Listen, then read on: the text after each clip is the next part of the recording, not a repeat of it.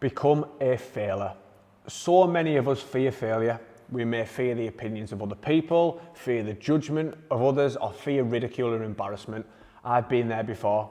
We worry about how we will feel should we fail, and it can be extremely scary and ultimately self-limiting. The truth is, failing is not nice. It can sometimes hurt when you don't achieve your goal. However, failing is a critical part of your success, and most successes are built on a mountain of past failures.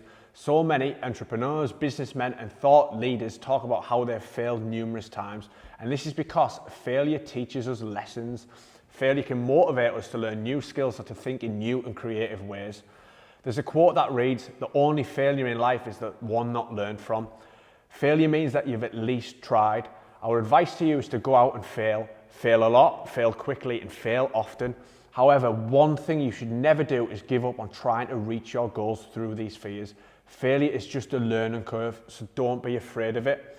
Be laser focused and take bold and committed action daily towards your ultimate goals. Be open to fear and failure and watch it instantly lose its power over the internal story inside your mind. Rather than becoming a failure, accept setbacks, become a failure, and use the setbacks as another one of life's little lessons. Call to action. The next time you find the fear of failure creeping in, I want you to consider the following questions, to which again you can make notes around.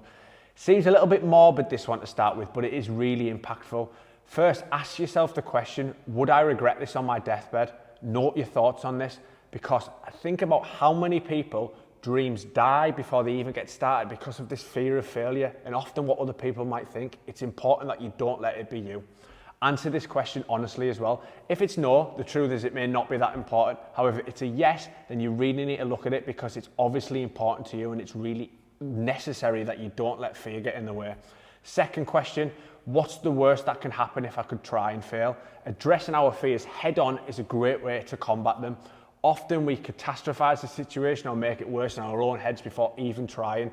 Address this question and see if it is really as bad as what you actually think. Jot down the worst possible scenario and see if that's enough to put you off. The likelihood of your imagined worst case scenario is it's often slim going to happen anyway, or it's not quite as bad as you first thought. Promise you, work on these questions, get familiar, get comfortable with failure, and it'll really help you in pursuit of your goals.